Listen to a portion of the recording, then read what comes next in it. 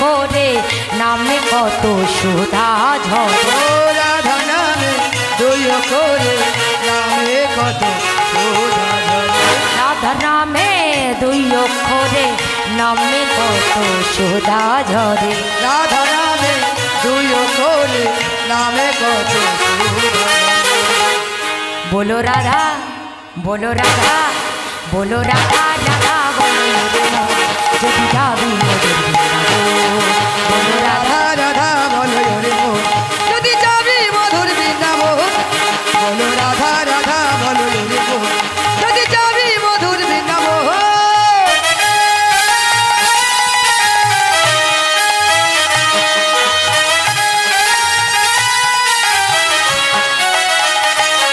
হরি বল হরি বল হরি বল।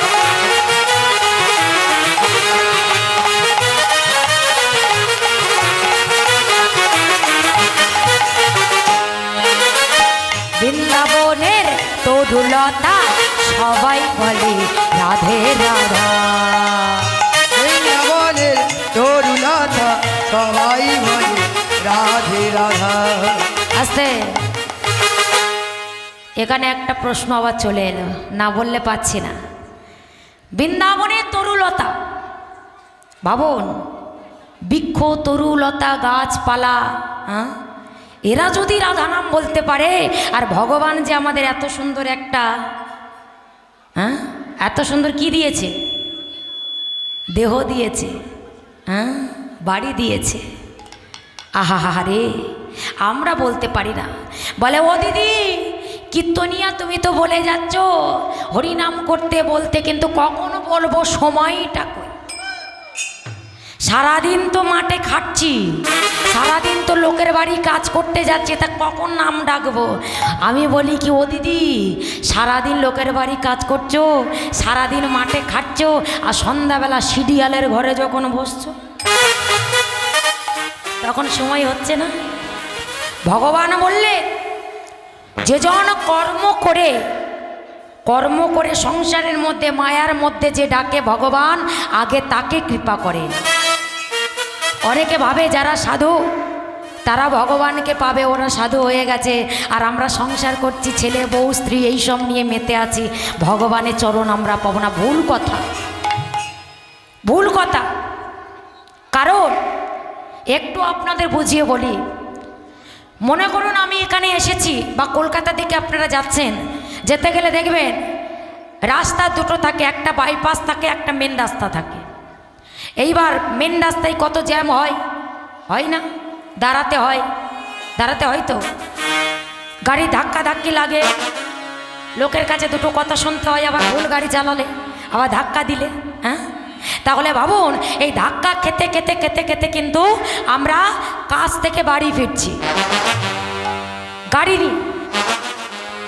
আর আরেকটা বাইপাস রাস্তা আছে, যেখানে কোনো জ্যাম নেই, আপনার ইচ্ছা মতো একেবারে সোজা আপনি চলে যাচ্ছেন। তদ্রূপ মেন রাস্তা হলো ওই সংসার, আর যেটা বাইপাস সেটা হলো সাধু। নিতাই গৌরী প্রেমানন্দে হরি বল। কারণ আমাদের সংসারে যেমন কখনো ধাক্কা খেতে খেতে, কখনো স্ত্রী, কখনো সংসার, কখনো ছেলে, কখনো জামাই, কখনো নাতি, কখনো নাতনি, এদের পিছনে সময় দিতে দিতে দিতে দিতে দিতে দিতে ভগবানকে একবার ডাকছি, ওদের পিছনে 10 বার সময় দিচ্ছি। ঠিক এইরকম। আর যারা সাধু, তাদের কোনো ছেলে নেই, কোনো মেয়ে নেই, কোনো সংসার নেই, কোনো ধর্ম নেই, কোনো কিচ্ছু নেই, একেবারে সোজা ভগবানের কৃপায় চলে যাচ্ছে। অতএব তারাও যে জায়গায় যাচ্ছে, আপনিও সেই জায়গায় যাচ্ছেন। তারা যে ভগবানকে ডাকছেন, আপনিও সেই ভগবানকে ডাকছেন। কি বাবা, তাই না? তাহলে পার্থক্য কি? পার্থক্য এটাই, তারা হয়তো সোজা চলে যাচ্ছে, কোনো বাধা বিঘ্ন পড়ছে না, কিন্তু আপনার এই মায়াময় সংসারে থেকে আপনাকে বাধা আসবে, সেই বাধাগুলো কিন্তু আপনাকে অতিক্রম করতে হবে। বাধা পড়েছে বলে ওইখানে আপনার থেমে গেলে চলবে না, ওই বাধা পেরিয়ে আপনাকে যেতে হবে। নিতাই গৌর প্রেমানন্দ। রাধা নামে দুই করে নামে কত সুধা ঝরে। রাধা নামে দুই করে নামে কত। बोलो राधे বলো রাধে। এই যে ও ঠাকুমা, কি হলো? ওই বয়স্ক ঠাকুমাকে ডেকে দিন, দাঁত তো পড়ে গেছে, একটু করতালি দিন। জীবের চারটে কাল, বাল্যকাল, শিশুকালে, যৌবনকাল আর বৃদ্ধাকাল। তার জীব কখন ভগবানকে ডাকে, মনে করলো এই বয়সে হরি ভজন করবো। আমার কেন বয়স হয়েছে নাকি একাদশী করব? হ্যাঁ, এখন কি বয়স হয়েছে আমি উপোস করব? এখন কি বয়স হয়েছে ভগবানের ডাকবো? হ্যাঁ, ভগবানের ডাকতে গেলে বয়সের কোনো দরকার লাগে না। শুনুন, ভগবানকে যখন তখন ডাকা যায়, তবে ডাকার একটা সময়, মেন সময়টা হলো যৌবনকাল। বাল্যকালে খেলাধুলায়, শিশুকালে মায়ের কোলে যৌবনকালটা পড়ে আছে, কিন্তু এখন কলির মানুষ আমরা ভগবানকে যৌবনকালে ডাকি না। ভগবানকে না ডেকে আমরা ওই হ্যালো হ্যালো করি, হ্যালো হ্যালো করে পিছনে মেতে বেড়ায়। তাহলে ডাকবো কখন? বলে এই সময়টা হ্যালো হ্যালো বলেনি, পরে ডাকবো। কোন সময়? একটু বয়স হোক, একটু বৃদ্ধ হই। তো ওরে বেটা, বৃদ্ধ হলে ডাকবি, তখন কিন্তু দাঁত থাকবে। মানুষের দুবার দাঁত পড়ে না? হ্যাঁ, ছোটোবেলায় একবার দাঁত পড়ে যায় তো, আর ওই দাঁতটা পড়ে গেলে আবার বয়সকালে একটা দাঁত পড়ে। তা বয়সকালে দাঁত পড়লে উঠবে? উঠবে কি? ছোটোবেলায় যখন দাঁত, ওই দেখো বলে চাল ভাজা খেতে পারি না। ছোটোবেলায় যখন দাঁত পড়ে, তখন ছোটোবেলায় বাচ্চারা কী করে? স্পষ্ট কথা বলতে পারে না। আর বয়সকালে যখন দাঁত পড়ে যায়, বয়স্ক মানুষরা স্পষ্ট কথা বলতে পারে। বলে এখন হরি কথা বলবো না, যখন বয়স হয়ে যাবে তখন বলবো। তখন দেখা গেল হরি বল বলতে গিয়ে একেবারে হয়ে গেল হবি বল। হরি বল বলতে গিয়ে হয়ে গেল হবি বল। তাহলে হরি বল না বললে ভগবান তোমাকেই ও জগৎ থেকে পর জগতে নিয়ে যাবে না। করবে কি?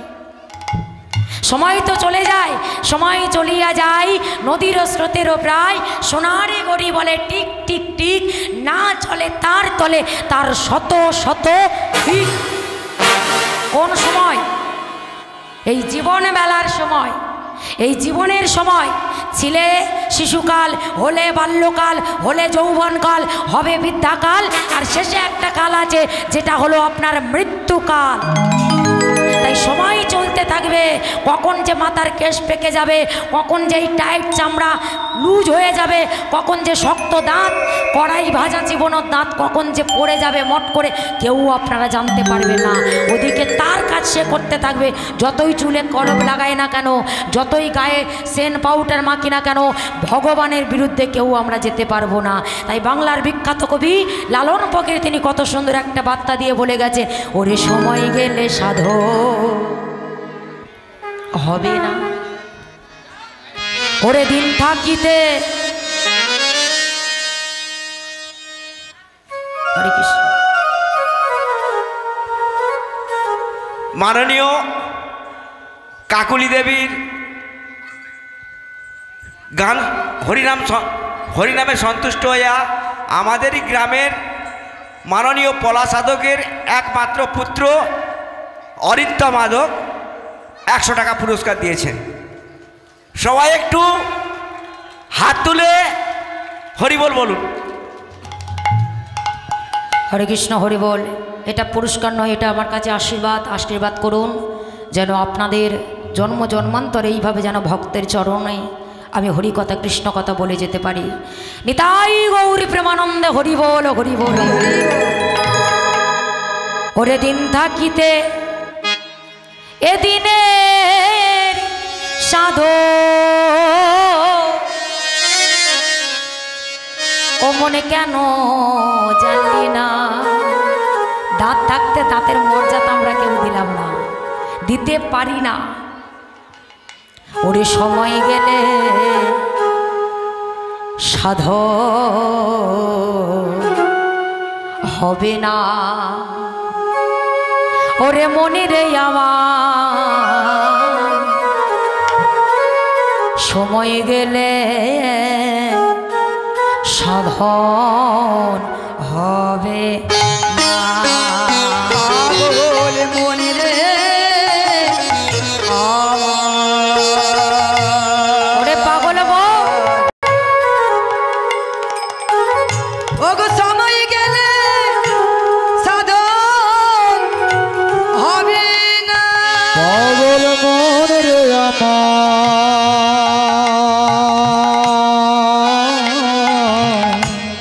সময় গেলে সাধন হবে না। ওরে দিন থাকিতে এই দিনে সাধন, ওগো দিন থাকিতে সচেতন হও সাধন, তোমরা কেন বুঝলে না?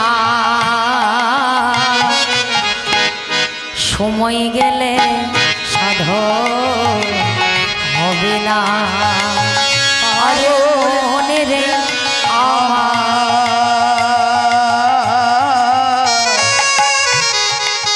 সময় গেলে সাধন হবে না। পাগল মনে রে আমার, সময় গেলে সাধন হবে না। অসময়ে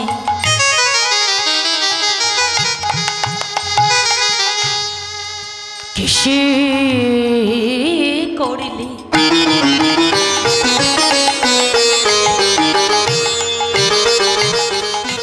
তুমি মিছা মিছে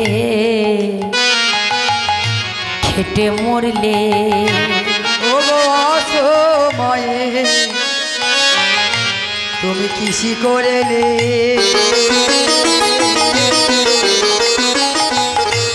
ওগো মিছা মিছে তুমি খেতে মরিলে। অসময়ে কৃষি করলে মানে কৃষি মানে কি? চাষ। একটা বীজ যদি সময়ে না বুনে যদি অসময়ে বোনা যায়, মানে যে সিজনে যে বীজটা বোনা দরকার সেটা যদি অফ সিজনে বুনি, তাহলে কি হবে? বীজ থেকে অঙ্কুর হবে, অঙ্কুরে গাছ হবে, গাছে ফুলও হবে না আর ফলও হবে না। তাহলে ফুল যদি না হয়, ফল হবে না, তাহলে বীজটা বোনা আপনার বেকার হয়ে গেল। তাই গৌর হরি বল হরি। তাহলে এটা হলো উদাহরণস্বরূপ। এই দেহটা, এই দেহ বীজটা, এই যে ভগবান আমাদের এই দেহটা পাঠিয়েছে, এটা যদি আমরা ঠিক সময় মতো যদি সাধন ভজন না করি, যদি অসময়ে করি, হ্যাঁ, তাহলে ভগবানই কৃপা করবে। তখন তো ঠিকঠাকভাবে বলতে পারবো না কিছু, কি করে হবে? তাই বললে এই যে বলো এখন 9টা বেজে গেছে, এত ঘুম কিসে? শোনো, হরিনাম শুনতে এসেছো, কিছু নিয়ে যাও। কি বললে? অসময়ে অসময়ে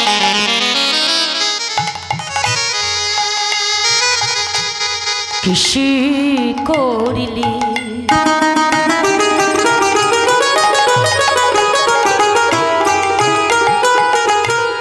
মিছা মিছে খেটে মরিলি। আবার বীজ যদিও হয়, কি গাছ যদিও হয়, ওই বীজে জোরে তাতে ফল তো ধরে না, তাতে ফল তো ধরে না। সময় গেলে সাধন হবে না। রে আমার, সময় গেলে সাধন হবে না। পাগল মনে রে আমার, সময় গেলে সাধন হবে না। পাগল মনে রে আমার, ওই সময় গেলে সাধন হবে না। তাই সময় থাকতে আমাদের কি কিছু করতে হবে। ভগবান যেই দেহটা দিয়েছে এই দেহটাকে আমাদের কৃষ্ণচরণে রাখতে হবে। আগে তাকে রাখো সামলে, তারপরে তোমরা পিছনে থাকো, কারণ যত বিপদ সে সব সামলে নেবে। যদি তোমরা সামনে থাকো, তাকে যদি পিছনে রাখো, অতএব যদি তোমরা সংসার করে যাও আর তাকে যদি সাধনা না করো, তাহলে জগতে আসা যাওয়াটা হলো সার। রামকৃষ্ণদেব বলেছিল, ওরে কলির জীব, সংসার যদি করতে হয় তবে পাকাল মাছের মতো সংসার করো। পাকাল মাছ কি করে? পাকের মধ্যে থাকে কিন্তু গায়ে পাক লাগে না। ঠিক তদ্রূপ সংসারের মধ্যে থাকো, কিন্তু মায়া যাতে তোমাদের স্পর্শ করতে না পারে। নিতাই গৌরী প্রেমানন্দ হরি বল। তাই কি বললেন? বলো রাধা রাধা বলো ওরে মন, যদি যাবে মধুর বৃন্দাবন। বলো রাধা রাধা বলো ওরে মন, যদি যাবি মধুর বৃন্দাবন। বলো রাধা রাধা বলো হরি মন, যদি যাবি মধুর বৃন্দাবন। বলো রাধা হরি বল। ওই বৃন্দাবনের তরুলতা সবাই বলে রাধে রাধা। বৃন্দাবনের তরুলতা সবাই বলে রাধে রাধা। বৃন্দাবনের তরুলতা সবাই বলে রাধে রাধা। বৃন্দাবনের তরুলতা সবাই বলে রাধে রাধা। বলিয়ে রাধা রানী কি জয়। কি বড় হাই তুলছে দেখো, কি সর্বনাশ! এত বড় হাই তুলেছে লোকেরা, মানে কীর্তনিয়াকে দেখাচ্ছে। বলো রাধা রাধা বলো যদি যাবি মধুর বৃন্দাবন। বলো রাধা রাধা বলো হরি মন, যদি যাবি মধুর বৃন্দাবন। বলো রাধা রাধা বলো হরি মন, যদি যাবি উলু ধরি তাই বল হরি বল। বলো রাধা রাধা বলো হরি মন, যদি যাবি মধুর বৃন্দাবন। যদি যাবি মধুর বৃন্দাবন, যদি যাবি বৃন্দাবন। তাহলে এইবার ওই সবাইকে সঙ্গে নিয়ে তীর্থ পর্যটন করতে যাচ্ছে সমস্ত জায়গায়, গয়া কাশী আমার সব জায়গায় তীর্থ পর্যটন করতে করতে ওদিকে জগন্নাথকে দর্শন করলেন। সব জায়গায় ঘুরতে ঘুরতে ঘুরতে ঘুরতে অবশেষে এলেন কোথায়? না, অবশেষে এলেন বৃন্দাবন। আর বৃন্দাবনে কতদিন পরে এলে? অনেক দিন পর। পায়ে হেঁটে আসছে, সব তীর্থ পর্যটন করতে করতে আসছে, কিন্তু বয়স্ক মানুষ তো, তাই মাধব মিশ্রকে ওই মদন গোসাই কখনো বয়স্ক মানুষ বাবার মতো কখনো কোলে করে তুলে ওই নৌকাতে তুলছে, কখনো করে করে তুলে পাহাড়ে নিয়ে যাচ্ছে, পাহাড়ের উপরে তুলছে, কখনো তার গায়ে সাবান মাখিয়ে দিচ্ছে, তেল মাখিয়ে দিচ্ছে, পরিষ্কার করে দিচ্ছে, জামা কাপড় কেচে দিচ্ছে, এইভাবে যত্ন করছে। করতে করতে ওই বৃন্দাবনে গিয়ে এসে পৌঁছালেন। বৃন্দাবনে তো আর একটা মন্দির নয়, অনেক মন্দির দর্শন করতে করতে করতে করতে এইবার এসে পৌঁছালেন ওই ছোট্ট গোপালের মন্দিরে। ওই গোপালের মন্দিরে ছোট্ট একটা মন্দির, তার ভিতরে ছোট্ট একটা গোপাল আছে। আর ওই গোপালকে দেখে যত ভক্ত গিয়েছিল সবাইয়ের নয়নে ঝরঝর করে জল ঝরে পড়তে লাগলো।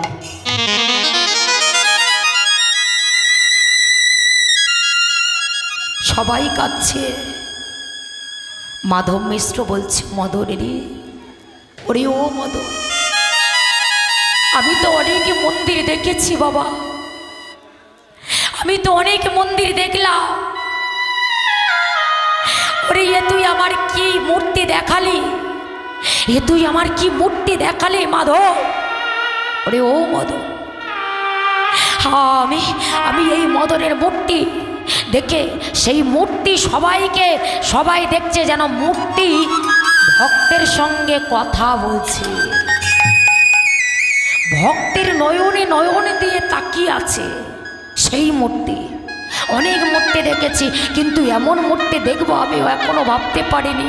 আমার তো বয়স হয়েছে, তবু আমাকে, ওরে তুই আমাকে বাঁচিয়ে নিয়ে এই মূর্তি দেখালি মদন। সবাইয়ের নয়নে জল এসে গেল।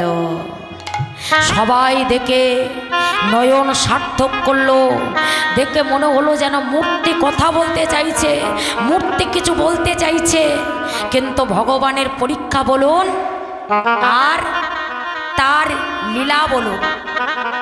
হঠাৎ সেখানে কয়েকদিন থাকতে থাকতে ওই মাধব মিশ্রের এমন একটা ব্যাধি হয়েছিল, যে ব্যাধিটা তৎকালীন দিনে আমাদের এই কলিযুগে মানুষের হতো, যেটা হলো ডায়রিয়া। যেটা হলো ডায়রিয়া হয়ে গেল। যে রোগটার নাম হলো বিষচিষা রোগ, কলেরা রোগ।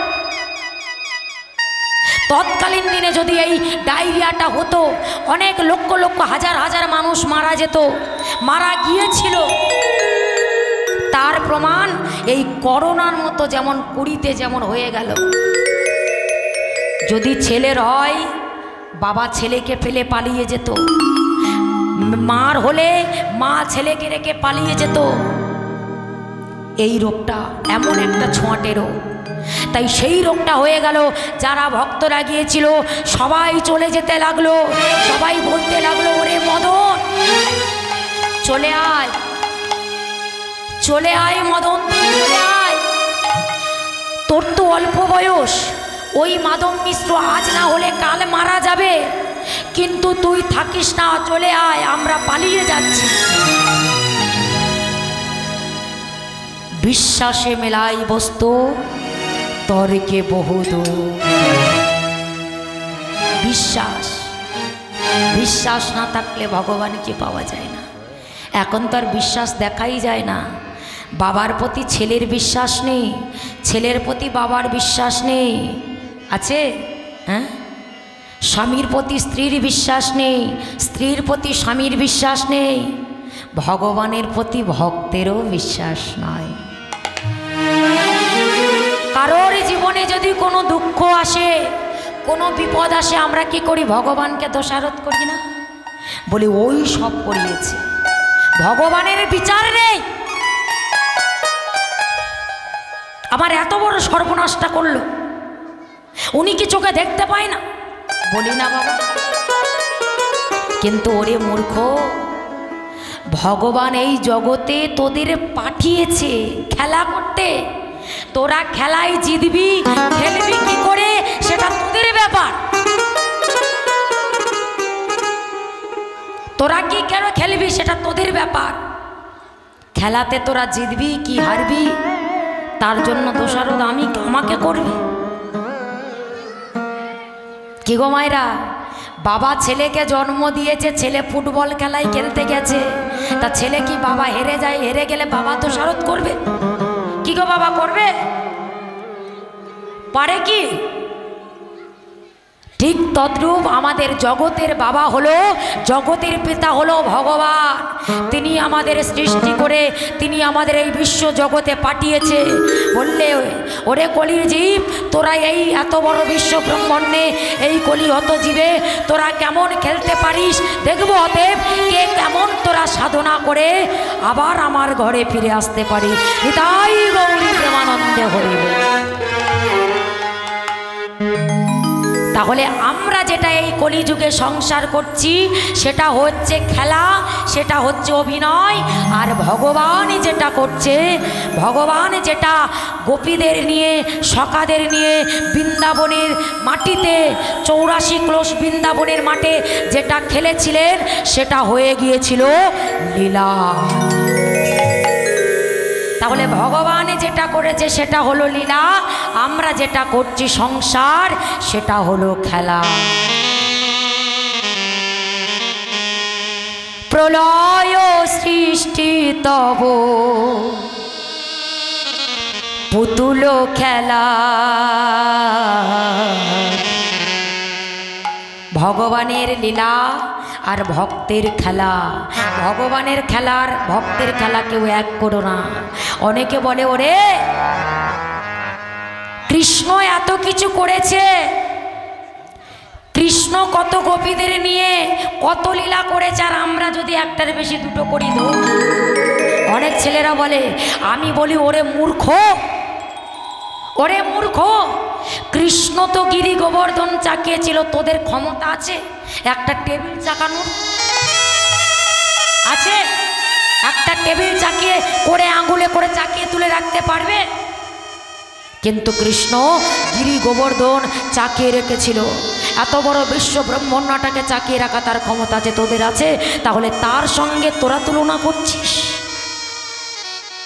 প্রলয় সৃষ্টি তব পুতুল খেলা, নিরজনে প্রভু নিরজনে খেলেছ, এ বিশ্বলয়ে বিরাট শিশু আনমনে খেলেছ। প্রলয় সৃষ্টি তব পুতুল খেলা, প্রলয় সৃষ্টি তব পুতুল খেলা, নিরজনে প্রভু নিরজনে খেলিছ, এ বিশ্বলয়ে বিরাট শিশু মনে খেলিছ। কে বলছেন? শূন্যে মহা আকাশে মকিন লীলা বিলাসে, শূন্যে মহা আকাশে তুমি মগন লীলা বিলাসে। তিনি খেলছেন শূন্য আকাশে, তারা নক্ষত্র, হ্যাঁ, তাদেরকে নিয়ে তিনি খেলছেন। আমার গ্রহ সূর্য পৃথিবী এদের সঙ্গে তিনি খেলছেন, আর আমরা এই মায়াময় সংসারে খেলা করছি। তাই বললেন, কি বলছেন? শূন্য মহা আকাশে মগ্ন লীলা বিলাসে, হাসিছ খেলিছ তুমি আপন সনে, হাসিছ খেলিছ তুমি আপন সনে, নিরজনে প্রভু নিরজনে খেলিছ, এ বিশ্বলয়ে বিরাট শিশু ও আনমনে খেলিছ। নিতাই গৌর প্রেমানন্দ হরি বল।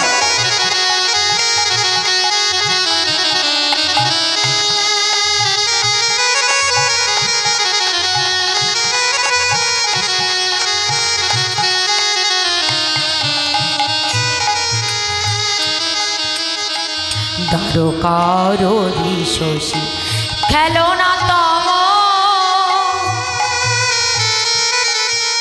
হে উদাসী পড়িয়া আছে রঙা পায়ের পাছে রাশি রাশি, তারকার বিশ্বসী খেলো না তব, হে উদাসী পড়িয়া আছে রাঙা পায়ের কাছে রাশি রাশি। আরে নিত্য তুমি হে উদাস, সুখে দুঃখে অবিকার, নিত্য তুমি হে উদাস, সুখে দুঃখে অবিকার, ওই ভাঙিছ গড়িছ নীতি ক্ষণে ক্ষণে। আসতে আমরা খেলি কি নিয়ে? মাটির পুতুল নিয়ে, তাই না? যখন পুজো হয়, পুজো হয়ে গেলে আমরা বিসর্জন করে দিই তো।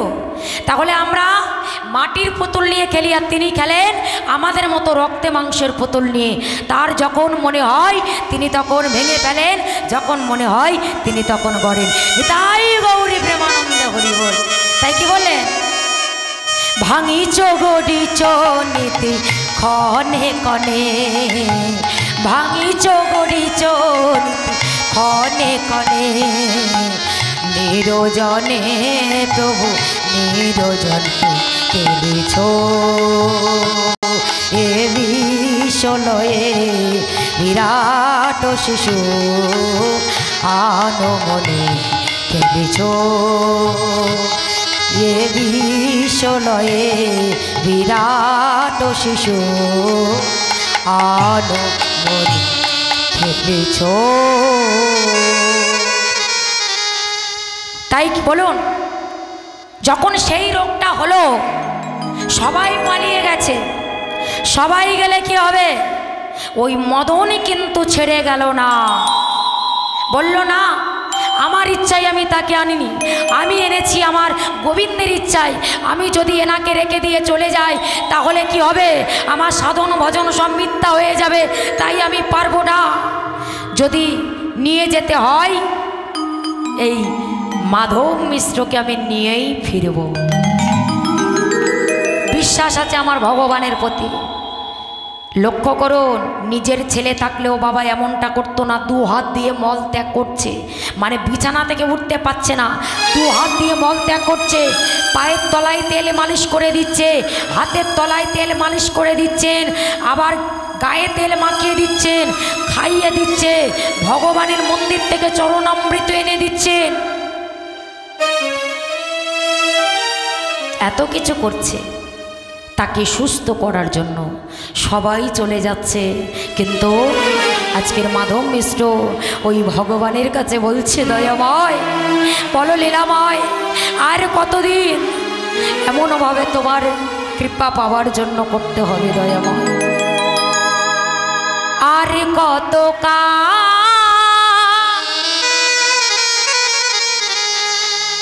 ওগো গিরিধারিলা। ভাই ভোকালটা একটু বাড়াও। আড়ালে আড়ালে রবি, লীলাময় তুমি আড়ালে আড়ালে রবে,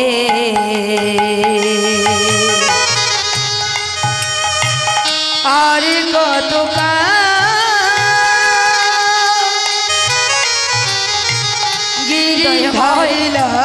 বলে দাও, আড়ালে আড়ালে রবে, আড়ালে আড়ালে রবে, আর কত দয়াময় বলে দাও।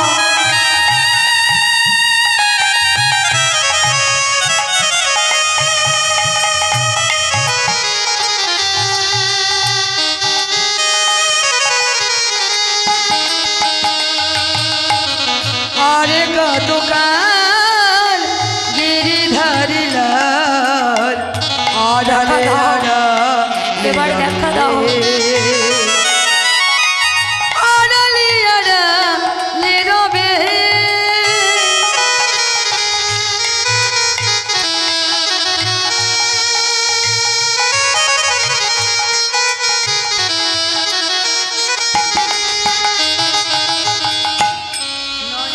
দেখা যদি নাহি দেবে ও গো নিরুধা, তবে কেন আশা দিয়ে কাদালে হৃদয়।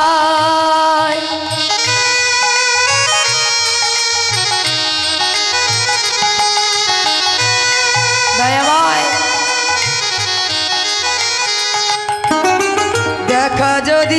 দেখা যদি না দেবে,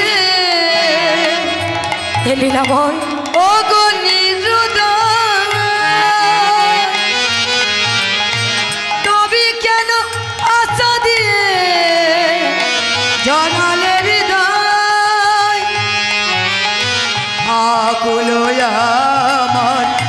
ধর্মের ব্যথা। দয়াময় দর্শন দেবে বা কবে গিরিধারিলা আড়ালে আড়ালে রবে আড়ালে আড়ালে রবে আড়ালে আড়ালে রবে আড়ালে আড়ালে রবে আড়ালে আড়ালে নিতাই গৌর হরিবল আড়ালে আড়ালে রবে আড়ালে আড়ালে রবে আড়ালে আড়ালে আড়ালে আড়ালে রবে। ভগবানের চরণামৃত যখন এনে খাওয়াই বাবা সবাই চলে গেলেও কিন্তু মদন গেল না। আর মা মদন না যাওয়াতে হঠাৎ আস্তে আস্তে ওই মাধব মিশ্র একটু একটু করে খেতে পাচ্ছে, উঠে দাঁড়াতে পারছে, হাঁটতে পারছে, চলতে পারছে। যখন পুরোপুরি সুস্থ হয়ে গেল ওই মাধব মিশ্র মদন গোসাইয়ের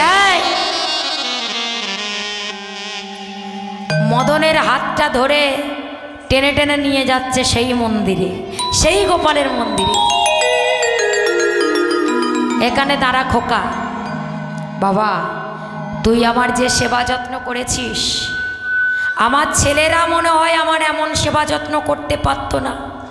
তোর কি আমি কি বলে ধন্যবাদ জানাবো আমি নিজেই জানি না রে। তবে শোন, এইবার মদনকে সেই মন্দিরে নিয়ে গিয়ে মন্দিরের দরজা বন্ধ করে 3 তুলসী হাতে নিয়ে কি করলেন, 3 তুলসী হাতে নিয়ে বললেন ওগো 3 তুলসী দিয়া করিল প্রতিজ্ঞা 3 তুলসী দিয়া করিল প্রতিজ্ঞা 3 তুলসী দিয়া করিল প্রতিজ্ঞা কি হলো রে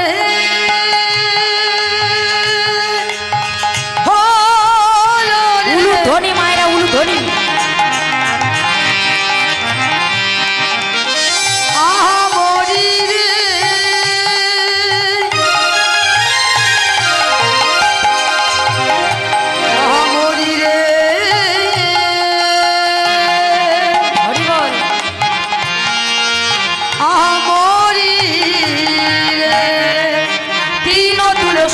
করিল প্রতিজ্ঞা 3 তুলসী দিয়া করিল প্রতিজ্ঞা 3 তুলসী হাতে নিয়ে প্রতিজ্ঞা করলেন। কি প্রতিজ্ঞা করলেন? কি প্রতিজ্ঞা? হ্যাঁ, কন্যার নাম কি? আমার কন্যা রাজশ্রীকে দিলাম তোমার ভিক্ষা আমার কন্যা রাজশ্রীকে দিলাম তোমার ভিক্ষা ওই আমার কন্যা রাজশ্রীকে তোমার দিলাম ভিক্ষা আমার কন্যা রাজশ্রীকে দিলাম তোমার ভিক্ষা আমি ভিক্ষা দিলাম গো ভিক্ষা দিলাম আমি কথা দিলাম গো কথা দিলাম আমি সোপে দিলাম গো সোপে দিলাম গো আমার কন্যাকে তোমায় সোপে দিলাম গো আমার কন্যা রাজশ্রীকে সোপে দিলাম আমার কন্যা রাজশ্রীকে দিলাম তোমার ভিক্ষা আমার কন্যা রাজশ্রীকে দিলাম তোমার ভিক্ষা ওই না আমার কন্যা রাজশ্রীকে দিলাম তোমার ভিক্ষা আমার কন্যা রাজশ্রীকে দিলাম তোমার ভিক্ষা আমার একমাত্র কন্যাকে আমি তোমাকে তোমার সঙ্গে বিবাহ দেব এই আমি গোপালের সামনে দাঁড়িয়ে 3 তুলসী হাতে নিয়ে তোমার কথা দিলাম এবং আমি প্রতিজ্ঞা করলাম। না না না বাবা ঠাকুর, এ আপনি করবেন না, না না এ হতে পারে না বাবা, এটা আপনি করবেন না।